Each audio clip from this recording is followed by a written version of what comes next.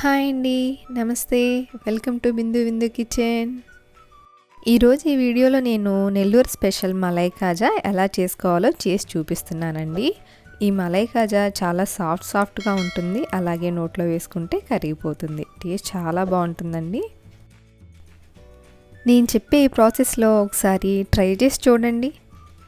దీనికోసం ముందుగా ఒక ప్యాన్ తీసుకొని ఇందులోకి 1/2 లీటర్ ఫుల్ క్రీమ్ మిల్క్ అనేది తీసుకోవాలండి. వీటిని కంటిన్యూస్గా కలుపుతూ ఉండాలి. హీట్ని medium to low flame adjust చేసుకుంటూ ఈ పాలని బాగా మరిగించుకోవాలి. ఇలా మరుగుతున్న ఈ పాలపై మేగడ్ని ఈ పాలలోకి కలుపుతూ వీటిని బాగా మరిగించుకోవాలండి. ఈ పాలు మరిగేలోపు మీరు కానీ ఫస్ట్ టైం నా వీడియోస్ చూస్తున్నట్లయితే ప్లీజ్ సబ్స్క్రైబ్ చేసుకోండి. అలాగే పక్కనే ఉన్న గంట కొట్టడం అస్సలు మర్చిపోకండి. ఇలా కంటిన్యూస్గా కలుపుతూ ఉంటే 15 to 20 మినిట్స్లో ఈ కోవా రెడీ అవుతుందండి. ఈ కోవా అనేది మరీ గట్టి పడిపోకూడదు, అలా అని మరీ లూజ్గా కూడా ఉండకూడదు. మలై కాజా సాఫ్ట్నెస్ అనేది ఈ కోవా ప్రిపరేషన్లోనే ఉంటుందండి. పాలు ఇలా దగ్గర పడ్డాక ఫ్లేమ్ని లో ఫ్లేమ్లో పెట్టుకొని కంటిన్యూస్గా కలుపుతూ ఉండాలండి.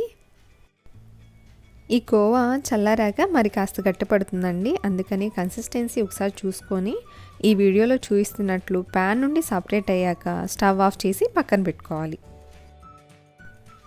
ఈ కోవా చల్లారేలోపు షుగర్ సిరప్ అనేది రెడీ చేసుకుందామండి. దీనికోసం ముందుగా స్టవ్ ఆన్ చేసుకొని ఒక గిన్నెను పెట్టుకొని 1.5 కప్ షుగర్ అనేది తీసుకుందామండి. అలాగే 1 కప్ వాటర్ తీసుకొని ఈ షుగర్ సిరప్ని బాగా మరిగించుకోవాలి. అలాగే ఇందులోకి 1/2 టీ స్పూన్ ఇలాచీ పౌడర్, అలాగే 2 డ్రాప్స్ రెడ్ ఫుడ్ కలర్ అనేది యాడ్ చేస్తున్నానండి. ఫుడ్ కలర్ అనేది పూర్తిగా ఆప్షనల్ అండి. మీకు ఇష్టం ఉంటే యాడ్ చేయండి, లేదంటే స్కిప్ చేసేయండి. దీనికి పాకం రావాల్సిన అవసరం లేదండి, కొంచెం స్టిక్కీగా ఉంటే సరిపోతుంది. పాకం అనేది చిక్కపడకుండా ఉండడానికి ఇందులోకి ఒక 1/2 చెక్క నిమ్మరసాన్ని పిండి బాగా కలుపుకొని మూత పెట్టి పక్కన పెట్టుకుందాం. ఈలోపు కోవా కూడా చల్లారిపోయిందండి. దీన్ని ఒక ప్లేట్లోకి తీసుకొని ఇందులోకి 1/2 కప్ మైదా కొంచెం చూసుకుంటూ వేసుకుంటూ కలుపుకోవాలండి. దీనికోసం పిండి అనేది మనం చపాతీ పిండి కలుపుకుంటాం కదండి, సేమ్ అదే కన్సిస్టెన్సీలో ఉండేటట్టు చూసుకోవాలి. మరీ సాఫ్ట్గా ఉన్న ఈ మలై కాజా అనేది నూనెలో వేసాక విడిపోతుందండి. ఇందులోకి 1/4 టీ స్పూన్ బేకింగ్ సోడా వేసుకొని బాగా మిక్స్ చేసుకోవాలండి. దీన్ని చపాతీ పిండి కలిపినట్టు బాగా ఒత్తుకుంటూ కలుపుకోవాలి.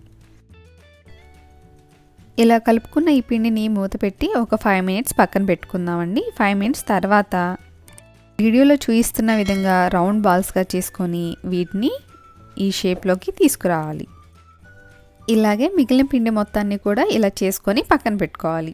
డీప్ ఫ్రై కోసం స్టవ్ ఆన్ చేసుకొని ప్యాన్ పెట్టుకొని ఇందులోకి ఆయిల్ తీసుకొని ఆయిల్ కాస్త వేడయ్యాక ఇందులోకి మనం ముందుగా చేసి పెట్టుకున్న ఈ మలై కాజాలని డిప్ చేయాలండి.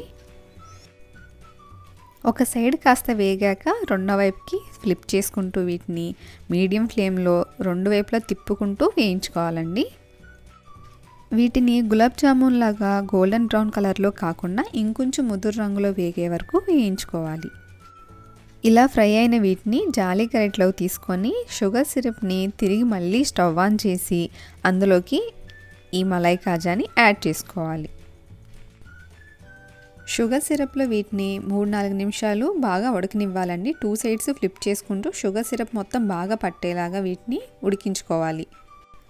అంతేనండి, స్టవ్ ఆఫ్ చేసి ఒక 2 అవర్స్ పక్కన ఉంచుకోవాలి. నేను తీసుకున్న 1/2 లీటర్ మిల్క్కి నాకు 12 వరకు మలై కాజాలు అయ్యాయండి. 2 అవర్స్ తర్వాత చూపిస్తున్నా అండి, మన సాఫ్ట్ మలై కాజా రెడీ అయిపోయింది. చాలా జ్యూసీగా ఉంటుంది, చాలా టేస్టీగా ఉంటుందండి. ఒకసారి తప్పకుండా ట్రై చేయండి. ట్రై చేశాక మీకు ఎలా వచ్చిందో కింద కామెంట్ సెక్షన్లో నాతో షేర్ చేసుకోవటం అస్సలు మర్చిపోకండి. ఈ వీడియో మీకు నచ్చినట్లయితే లైక్ చేయండి, షేర్ చేయండి. ప్లీజ్ బిందు విందు కిచెన్ని సబ్స్క్రైబ్ చేసుకోండి. అలాగే పక్కనే ఉన్న బెల్ ఐకాన్ ప్రెస్ చేసి ఆల్లో పెట్టుకోవడం అస్సలు మర్చిపోకండి. Thank you for watching.